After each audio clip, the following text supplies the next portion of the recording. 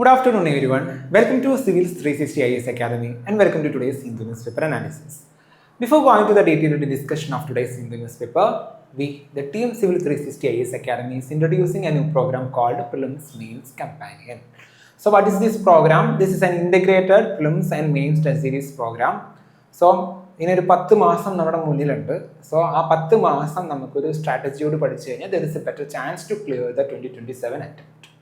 അതുകൊണ്ട് തന്നെ ഒരു ഫസ്റ്റ് 4 months ഇനി നമ്മുടെ മുന്നിലുള്ളത് we need to focus on the mains and later months should be focused on the prelims. അപ്പോൾ അത്തരത്തിൽ അറേഞ്ച് ചെയ്തേക്കുന്ന ഡെയിലി ടെസ്റ്റുകളും വീക്ക്ലി ടെസ്റ്റുകളും മന്ത്ലി ടെസ്റ്റുകളും എല്ലാം ഉൾപ്പെടുത്തിക്കൊണ്ട് പേഴ്സണൽ മെന്റർഷിപ്പ് പ്രൊവൈഡ് ചെയ്തുകൊണ്ട് നടത്തുന്ന ഒരു സ്ട്രാറ്റജിയോട് കൂടി മുന്നോട്ട് പോകാൻ പറ്റുന്ന ഒരു പ്രോഗ്രാമാണ് പ്രിലിംസ് മെയിൻസ് കമ്പാനിയൻ.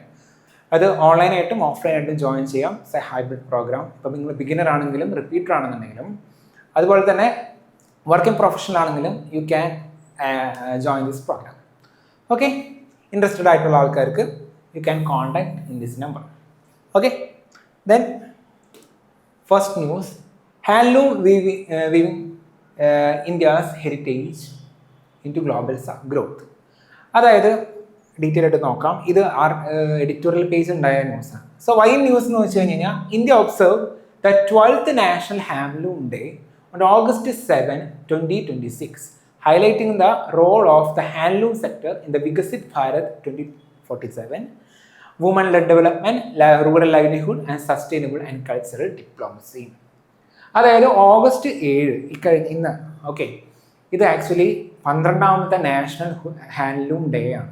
സോ ഈ ഹാൻഡ്ലൂം ഇൻഡസ്ട്രി അല്ലെങ്കിൽ ഹാൻഡ്ലൂം സെക്ടേഴ്സിൻ്റെ ഇമ്പോർട്ടൻസ് ചൂണ്ടിക്കാണിച്ചുകൊണ്ടുള്ള ഒരു ആർട്ടിക്കിളാണ്. ഡീറ്റെയിൽ ആയിട്ട് നോക്കാം. ഇപ്പോൾ ഹാൻഡ്ലൂം സെക്ടേഴ്സ് നോക്കുകയാണെന്നുണ്ടെങ്കിൽ ഏകദേശം 35 lakh ആൾക്കാർ ആ ഒരു സെക്ടറിൽ എംപ്ലോയിഡ് ആണ്. 72% വർക്കേഴ്സും അതിൽ വുമൺ ആണ്. സോ വുമൺ എംപവർമെൻറ്റിന് അല്ലെങ്കിൽ വുമൺ ലെഡ് ഡെവലപ്മെൻറ്റിന് ഇതൊരു കാരണമാകുന്നുണ്ട് ഈ ഒരു സെക്ടർ, ഹാൻഡ്ലൂം സെക്ടർ എന്ന് പറയുന്നത്. അതായത് കൈത്തറി, ഓക്കെ, കൈത്തറി ആ സെക്ടേഴ്സ്.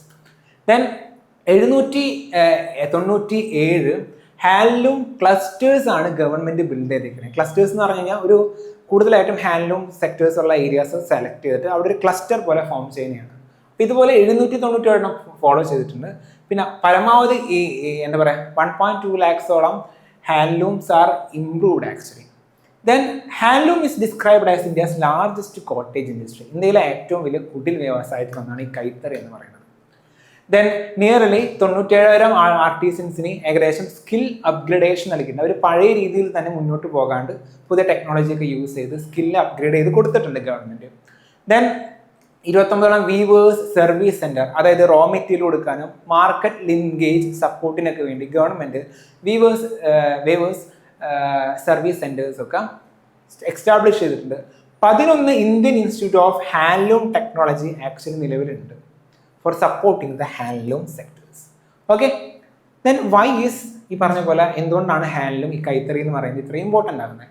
ഫസ്റ്റ് തിങ് എക്കണോമിക്, അതായത് റൂറൽ ഏരിയയിൽ ഒരുപാട് ആൾക്കാർക്ക് എംപ്ലോയ്മെൻറ്റ് കൊടുക്കുന്ന ഒരു സെക്ടറാണ് ഹാൻഡ്ലൂം എന്ന് പറയുന്നത്. അതുപോലെ സോഷ്യൽ, അതായത് വുമൺ ആണ്. ഇപ്പം 72% of workers are woman. So woman led ഡെവലപ്മെൻറ്റിനും ട്രഡീഷണൽ ആർട്ടിസൻ കമ്മ്യൂണിറ്റീസിൻ്റെ ഗ്രോത്തിനും ഇത് ഹെൽപ്പാകും. ദെൻ കൾച്ചറൽ നോക്കുകയാണെന്നുണ്ടെങ്കിൽ പ്രിസേർവ്സ് ഇന്ത്യയുടെ കുറേ ടെക്സ്റ്റൈൽ ഹെറിറ്റേജസ് ഉണ്ട്, like Banarasi silk, Kanchipuram, Bengal muslin, ഇതുപോലെയുള്ള ഒരുപാട് കാര്യങ്ങളുണ്ട്. അപ്പോൾ ഇതിനൊക്കെ ഹെൽപ്പാവും ആക്ച്വലി. ഓക്കെ, അതായത് നമ്മുടെ കൾച്ചറിനെ കുറച്ചും കൂടി പ്രൊമോട്ട് ചെയ്യുന്നുണ്ട്. എൻവയോൺമെൻറ്റൽ ബെനിഫിറ്റ് നോക്കാൻ ലെസ് എനർജി ഇൻറ്റൻസീവ് ആയിട്ടൊരു സെക്ടറാണ്. അപ്പോൾ അധികം എനർജി ഡിമാൻഡ് ചെയ്യുന്നില്ല. സോ എൻവയോൺമെൻ്റലി ഹെൽപ്പാണ്. സ്ട്രാറ്റജിക് ആൻഡ് തേർഡ് എന്ന് പറഞ്ഞു കഴിഞ്ഞാൽ ഒരു ബ്രാൻഡ് ഇന്ത്യ ഹാൻഡ്ലൂം സെക്ടറിൽ അല്ലെങ്കിൽ ഇന്ത്യയുടെ എക്സ്പോർട്ട് ഡൈവേഴ്സിഫൈ ചെയ്യാനും ഇത്തരത്തിൽ ഹാൻഡ്ലൂം സെക്ടർ നമുക്ക് സഹായിക്കുന്നുണ്ട്. ഓക്കെ, ദെൻ മേജർ ഗവൺമെൻറ് എന്താണ് ചെയ്തേക്കുന്നത് നോക്കാം. First raw material supply scheme കൊണ്ടുവന്നിട്ടുണ്ടായിരുന്നു. അതായത് ഇതിന് ഹാൻഡ്ലൂം സെക്ടേഴ്സിൻ്റെ കൈത്തറിയുടെ റോ മെറ്റീരിയൽസ് അവൈലബിൾ ആക്കാൻ വേണ്ടി, അല്ലെങ്കിൽ പല സ്ഥലങ്ങൾക്കും റോ മെറ്റീരിയൽസിന് ബുദ്ധിമുട്ട് നേരിട്ടിരുന്നു. അപ്പോൾ അതിനുവേണ്ടി റോ മെറ്റീരിയൽ സപ്ലൈ സ്കീം കൊണ്ടുവന്നിട്ടുണ്ടായിരുന്നു. ഹാൻഡ്ലൂം ക്ലസ്റ്റേഴ്സ് ഡെവലപ്പ് ചെയ്തിട്ടുണ്ട്. ഇംപ്രൂവ്ഡ് ലൂംസ്, ആ മെഷീൻസ് ഒക്കെ കുറച്ചും കൂടി ഇംപ്രൂവ് ആക്കിയിട്ടുണ്ട്. Skill development, producer companies, GI tagged handloom products, പല ഹാൻഡ്ലൂം പ്രോഡക്ട്സിനും GI ടാഗ് കൊടുത്തിട്ട് അത് പ്രിസർവ് ചെയ്ത് വെച്ചിട്ടുണ്ട്. അപ്പം ഇത്തരത്തിൽ ഒരുപാട് മെഷേഴ്സ് ഗവൺമെൻറ് എടുത്തിട്ടുണ്ട്. ഓക്കെ, ഇനി ടെക്നോളജി ആൻഡ് ഇന്നോവേഷൻ നോക്കുകയാണെങ്കിൽ a key theme is technology should empower the artisan not replace the artisans. അതായത് ടെക്നോളജി എന്ന് പറയുന്നത് ഇത് ഉണ്ടാക്കുന്ന ആൾക്കാർ ഹാൻഡ്ലൂം സെക്ടേഴ്സിനെ ആക്ച്വലി ഹെൽപ്പ് ചെയ്യണം, അല്ലാതെ ഈ ഹാൻഡ്ലൂം സെക്ടേഴ്സിനെ വർക്ക് ചെയ്യുന്ന ജോലിക്കാരെ മാറ്റാൻ ഇടവരുത്തരുത് ഈ ടെക്നോളജി എന്ന് പറയുന്നത്. ലൈക്ക് ഇമ്പോർട്ടൻറ്റ് എക്സാമ്പിൾസ് നോക്കുകയാണെങ്കിൽ centre of excellence four handloom technology, അതായത് IITs, ഓക്കെ, IITസിൻ്റെ ഹെൽപ്പോട് കൂടി സെൻറ്റർ ഫോർ എക്സലൻസ് തീരുമാനിച്ചത്. അതായത് കുറച്ചും കൂടി ടെക്നോളജി റിലേറ്റഡ് ആയിട്ടുള്ള കുറച്ച് ഇമ്പ്രൂവ്മെൻറ്റ് വരുത്താൻ വേണ്ടിയിട്ട് ഇത്തരത്തിലുള്ള ഇനീഷ്യേറ്റീവ് ആക്ച്വലി എടുത്തിട്ടുണ്ട്. ഹാൻഡ്ലൂം 4.0 എന്ന് പറയും, അതായത് ആർട്ടിഫിഷ്യൽ ഇൻ്റലിജൻസ് യൂസ് ചെയ്തിട്ട് ഹാൻഡ്ലൂം സെക്ടേഴ്സ് ഇമ്പ്രൂവ് ചെയ്യാൻ വേണ്ടിയിട്ടാണ് ഹാൻഡ്ലൂം 4.0 എന്ന് പറയുന്നത്. പിന്നെ അതുകൂടാതെ വേറെ ഇനീഷ്യേറ്റീവ്സ് ഉണ്ട്, മൈനാലൂം, ചിത്തരഞ്ജൻ ഹാൻഡ്ലൂം, ഇനാസാം, ഇതൊക്കെ ടെക്നോളജി റിലേറ്റഡ് ആയിട്ടുള്ള ഒരു ഇനീഷ്യേറ്റീവ് ആണ് ഗവൺമെൻറ് എടുത്തേക്കുന്നത്. ഓക്കെ, ദെൻ ചലഞ്ചസ് ഇംപ്ലൈഡ് എന്താണെന്ന് വെച്ച് കഴിഞ്ഞാൽ എന്തൊക്കെ ചലഞ്ചസ്? ആർട്ടിസൻസിൻ്റെ ഇൻകത്തിന് കുറിച്ചിട്ട്. ഇപ്പോൾ ലൈക്ക് ഇതിൽ കൈത്തറിൽ വർക്ക് ചെയ്യുന്ന ആൾക്കാർക്ക് വരുമാനം എപ്പോഴും ഒരു അൺസർട്ടനിറ്റി ഉണ്ട്. ഇവരുടെ പ്രൊഡക്റ്റൊക്കെ വിറ്റഴിച്ച് വേണം, അതായത് വീക്ക് മാർക്കറ്റ് ആക്സസ് ആണ്. ചില സമയം മാർക്കറ്റ് കിട്ടാത്തതുകൊണ്ട് ഇവർക്ക് ആക്സസ് കുറവായിരിക്കും. പിന്നെ powerloom and mass produced textile ഇൻഡസ്ട്രിയിൽ നിന്നിട്ട് അവർക്ക് കോമ്പറ്റീഷൻ വരുന്നത്, അതായത് വലിയ വലിയ മെഷീൻസ് ഒക്കെ ഉപയോഗിച്ച് ഡ്രസ്സുകൾ ഉണ്ടാക്കുന്നു. അപ്പോൾ ആ ഒരു മേഖലയിനായിട്ട് കോമ്പീറ്റ് ചെയ്യേണ്ട ആവശ്യമുണ്ട്. കാരണം കൈത്തറി എന്ന് പറയുമ്പോൾ സാധാ ജനങ്ങളൊക്കെ ഉണ്ടാക്കുന്നത്, അപ്പോൾ കോമ്പറ്റീഷൻ വരുന്നുണ്ട്. Then branding and value addition കുറവാണ്, അതായത് പ്രോപ്പറായിട്ടൊരു ബ്രാൻഡിങ്ങോ അല്ലെങ്കിൽ കുറച്ചും കൂടി അതിൽ വാല്യൂ അഡീഷൻ ചെയ്ത് കുറച്ചും കൂടി ഇമ്പ്രൂവ്മെൻറ്റ് വരുത്താനോ ഈ കൈത്തറിയിൽ ഉണ്ടായിരിക്കുന്ന പ്രൊഡക്ട്സിന് സാധിക്കുന്നില്ല. പിന്നെ പല സമയത്തും മിഡിൽ മെൻ്റെ എക്സ്പ്ലോയിറ്റേഷന് കാരണമാകാറുണ്ട്. പിന്നെ ബെറ്റർ റോ മെറ്റീരിയൽ ആക്സസ് ഇവർക്ക് ചില സമയത്ത് ഇല്ല. അപ്പം ഇതുപോലെ ഒരുപാട് ചലഞ്ചസ് ഇവരുടെ നേരിടുന്നുണ്ട്. Then what is a way forward? We should focus on heritage, technology, markets and branding and skill. ഈ 5 കാര്യങ്ങളും ഫോക്കസ് ചെയ്തിട്ടുണ്ട് വേണം നമുക്ക് ഹാൻഡ്ലൂം സെക്ടേഴ്സിന് ഇമ്പ്രൂവ് ചെയ്യാനായിട്ട്. അതായത് ഹെറിറ്റേജ് എന്ന് പറഞ്ഞാൽ നമ്മുടെ കൾച്ചർ എങ്ങനെയാണോ അത് പ്രൊമോട്ട് ചെയ്യാം. ഇപ്പോൾ ലൈക്ക് ടെക്നോളജി ആണെങ്കിൽ AI മുതലായിട്ടുള്ള ആർട്ടിഫിഷ്യൽ ഇൻ്റലിജൻസ് മുതലായിട്ടുള്ള കാര്യങ്ങളൊക്കെ ഉപയോഗിച്ച് എന്ത് ചെയ്യുക, കുറച്ചും കൂടി ഇവരുടെ സ്കിൽ അപ്ഗ്രേഡ് ചെയ്യുക, അല്ലെങ്കിൽ ഇവരുടെ പ്രൊഡക്ഷനൊക്കെ കൂട്ടാൻ വേണ്ടി സഹായിക്കുക. മാർക്കറ്റ് ഉറപ്പുവരുത്തുക, ഹാൻഡ്ലൂം ടെക്സ്റ്റൈൽസിന് അല്ലെന്നുണ്ടെങ്കിൽ ഹാൻഡ്ലൂം പ്രൊഡക്ട്സിനൊക്കെ മാർക്കറ്റ് ഉറപ്പുവരുത്തുക. കാരണം അവരുടെ വിറ്റഴിക്കുന്ന സംഭവം അവർക്ക് ഉണ്ടാക്കുന്ന സംഭവം വിറ്റഴിക്കാനുള്ള ഒരു ഓപ്പർച്യൂണിറ്റി അവർക്ക് ഉണ്ട് എന്ന് ഉറപ്പുവരുത്തണം. ദെൻ സ്കിൽ അപ്ഗ്രേഡ് ചെയ്യുക, ബ്രാൻഡിങ്ങും കൂട്ടുക. ഓക്കെ, മറ്റ് ഡീറ്റെയിൽസിൻ്റെ അകത്ത് കൊടുത്തിട്ടുണ്ട്. സോ ഇതിന് സ്കില്ലിങ് യൂത്തും നമുക്ക് ഫോക്കസ് ആണ്. ഇപ്പോൾ യൂത്ത് എന്ന് പറയുന്നത് ഇതിൻ്റെ മേഖലയിൽ നിന്ന് മാറിപ്പോകുന്നുണ്ട്. ഓക്കെ, അവരെ ഏകദേശം ഇതിലോട്ട് അട്രാക്ട് ചെയ്യിപ്പിക്കുക. Okay, then the next news, ഇതും എഡിറ്റോറിയൽ പേജിൽ ഉണ്ടായതാണ്. നമുക്ക് ന്യൂസ് എന്താ നോക്കാം. India has witnessed a rapid expansion in the MBBS seats, but growing dominance of private medical colleges has raised concerns over their affordability, quality, regional imbalance and rural health care access. അതായത് ഇന്ത്യയിൽ ഇപ്പോൾ MBBSൻ്റെ സീറ്റും കാര്യങ്ങളൊക്കെ കൂടുതലും provide ചെയ്യുന്നത് private institutions ആണ്, government institutions അല്ല. അത് ഇത്തിരി ചലഞ്ചസ് മുന്നോട്ട് വയ്ക്കുന്നുണ്ട്. സോ അത്തരം ഡീറ്റെയിൽസ് ആണ് ഈ ആർട്ടിക്കിളിൽ ഡിസ്കസ് ചെയ്യുന്നത്. ഡയറക്റ്റ് നോക്കാം. ഇപ്പോൾ ഏകദേശം MBBSൻ്റെ സീറ്റ് ഏകദേശം 12 വർഷം കൊണ്ട് ട്രിപ്പിളായിട്ടാണ്, 3 ഇരട്ടി ഡിമാൻഡാണ് ആക്ച്വലി MBBS സീറ്റിന് വന്നേക്കുന്നതും കൂടിയേക്കുന്നതും. അതുപോലെ തന്നെ അതിൽ തന്നെ 50% സീറ്റ്സും പ്രൊവൈഡ് ചെയ്യുന്നത് പ്രൈവറ്റ് ഇൻസ്റ്റിറ്റ്യൂഷൻസ് ആണ്.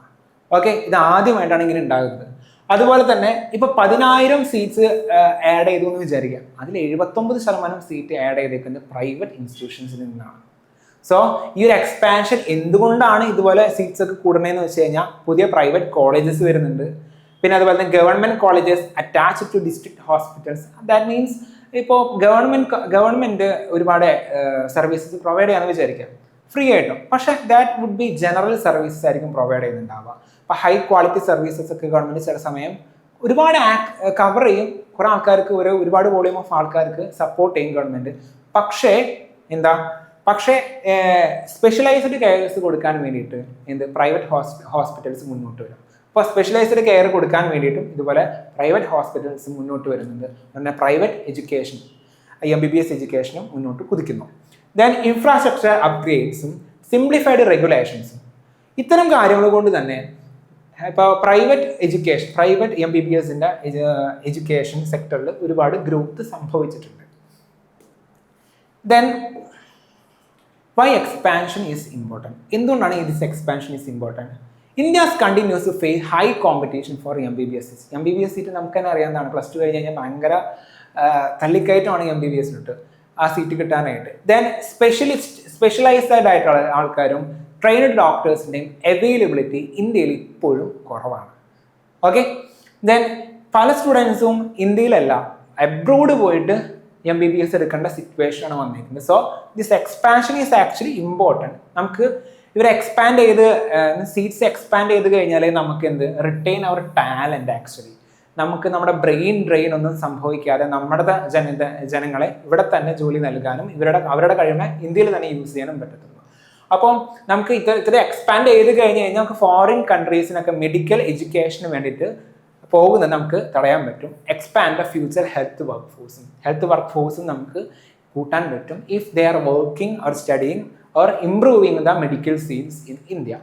ഓക്കെ, ദെൻ മേജർ കൺസേൺസ് പറയാം. പ്രൈവറ്റ് മെഡിക്കൽ ഹെൽത്ത് കൂടുമ്പോൾ ഒരു കൺസേൺസ് ഒന്ന് അഫോർഡബിലിറ്റിയാണ്. പല സമയത്തും ഇപ്പോൾ ഒരു MBBS സീറ്റ് ഗവൺമെൻറ്റിൽ കഴിഞ്ഞ് പാസ്സായി വരാൻ ഒരു 5 ലക്ഷമാണ് ഏകദേശം വരുന്നതെങ്കിൽ അതിൻ്റെ ഒരുപാട് ടൈംസ് ഒരുപാട് ഈ പറഞ്ഞ പോലെ ഇരട്ടിയാണ് ഇത്തരത്തിൽ പ്രൈവറ്റ് കോളേജിൽ പഠിച്ചിറങ്ങേണ്ടത്. സോ അഫോർഡബിലിറ്റി ഒരു ഇഷ്യൂ ആണ് പ്രൈവറ്റ് മെഡിക്കൽ ഇൻസ്റ്റിറ്റ്യൂഷൻസ് കൂടുമ്പോൾ. ദെൻ റീജിയണൽ കോൺസെൻട്രേഷൻസ്, അതായത് മെയിൻ ആയിട്ടുള്ള സിറ്റീസിൽ Tier 1 Tier 2 സിറ്റീസിലും സ്റ്റേറ്റ്സിലൊക്കെയാണ് ഇത്തരത്തിലുള്ള പ്രൈവറ്റ് എഡ്യൂക്കേഷൻസ് ഫോക്കസ് ചെയ്തിരിക്കുന്നത്. റൂറൽ ഏരിയയിലും Tier 3 സിറ്റീസിലൊന്നും അവൈലബിൾ അല്ല. ദെൻ റൂറൽ അർബൻ ഡിവൈഡ് എന്ന് പറഞ്ഞാൽ ഗ്രാജുവേറ്റ്സ് ഈ പറഞ്ഞ പോലെ കോൺസെൻട്രേറ്റ് ചെയ്തിരിക്കുന്ന സിറ്റീസിൽ. അപ്പോൾ റൂറൽ ഏരിയയിൽ ഹെൽത്ത് കെയർ വർക്കേഴ്സിൻ്റെ ഡിമാൻഡ് അല്ല, അവരുടെ അവൈലബിലിറ്റി കുറവാണ്. ദെൻ ക്വാളിറ്റി കൺസേൺസ്, പല സമയത്ത് ഇതുപോലെ ഒരുപാട് പ്രൈവറ്റ് ഇൻസ്റ്റിറ്റ്യൂഷൻസ് വരുമ്പോൾ നാഷണൽ മെഡിക്കൽ കമ്മീഷൻ പറഞ്ഞിരിക്കുന്ന ഒരു മിനിമം ക്വാളിറ്റി ഒന്നും അച്ചീവ് ചെയ്യാതെ പോകുന്നുണ്ട്. പിന്നെ ക്യാപിറ്റേഷൻ ഫീ, ദാറ്റ് മീൻസ് പല സമയത്തും ഡൊണേഷൻ കൊടുത്തിട്ട് വേണം പ്രൈവറ്റ് ഇൻസ്റ്റിറ്റ്യൂഷൻസിൽ നമുക്ക് കയറാനായിട്ട്. സോ ക്യാപിറ്റേഷൻ ഫീ ഒരു പ്രശ്നമാണ്. Then brain drain in private sector pull, അതായത് ഇപ്പോൾ പബ്ലിക് സെക്ടറിൽ വർക്ക് ചെയ്യുന്ന ഒരാൾ ഡോക്ടർ അല്ലെന്നെങ്കിൽ ഇപ്പോൾ റൂറൽ ഏരിയയിൽ വർക്ക് ചെയ്യുന്ന ഡോക്ടേഴ്സ് ഇവർക്ക് കിട്ടുന്ന സാലറിയും ഇങ്ങോട്ട് കൂടുതലായിരിക്കും ഒരു പ്രൈവറ്റ് ഇൻസ്റ്റിറ്റ്യൂഷനിൽ വർക്ക് ചെയ്യുന്ന ആൾക്കാർക്ക് കിട്ടുന്നത്. So private medical health care കൂടാനും അതൊരു കാരണമാണ്. Okay, these are the major concerns. ഇത് ഒഴിവാക്കാനായിട്ട് ഗവൺമെന്റിന്റെ എന്തൊക്കെയാണ് കീ ഗവേണൻസ് ചലഞ്ച്, ഈ ഒരു പ്രശ്നം നമുക്ക് ഒഴിവാക്കണം. പക്ഷെ കുറച്ച് പ്രശ്നങ്ങൾ നമ്മൾ നേരിടുന്നുണ്ട്.